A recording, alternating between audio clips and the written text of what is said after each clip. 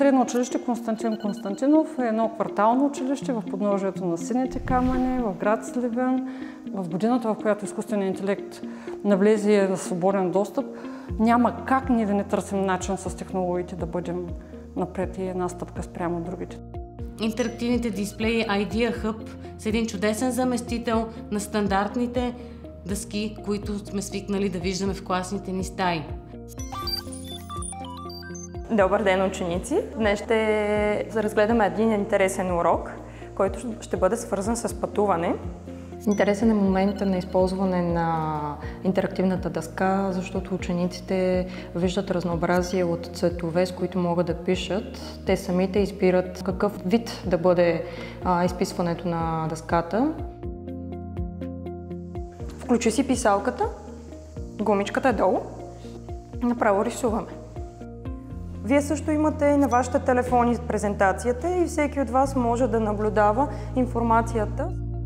Хубавото при представянето на урока е споделеността и на техните устройства.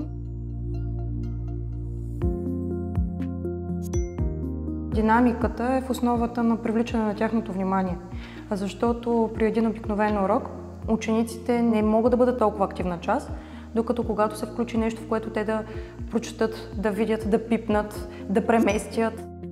Има гара близо до нас, но тази една друга, тя е в Пловдив. Чували ли сте този звук? По този начин, с един интерактивен дисплей, учителя отваря всички сетива на учениците си. Преди известно време трябваше ние учителите да влезем в ролята на режисьори, освен в класната стая, също така да включим и учениците, когато са си вкъщи поради различни причини.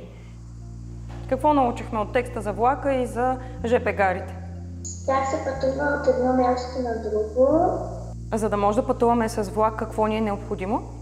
Чрез включването в обща класна стая, те наблюдават урока, споделен е екрана и те могат да бъдат част от урока, без да се налага по-късно да търсят информация от своите съученици или от учителите.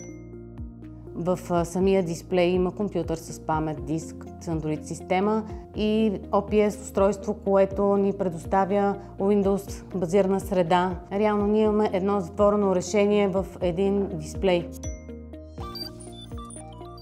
Дисплеите, които предлага Huawei, са с достатъчно добри технически параметри, за да изпълнят изискванията, определени от Министерството на образованието и науката. И тяхната стойност е такава, че или може да бъде закупено допълнително оборудване за съответните класни стаи, или да бъдат обзаведени по-голям брой класни стаи. Polycomp има дългогодишен опит в изграждането на IT решения.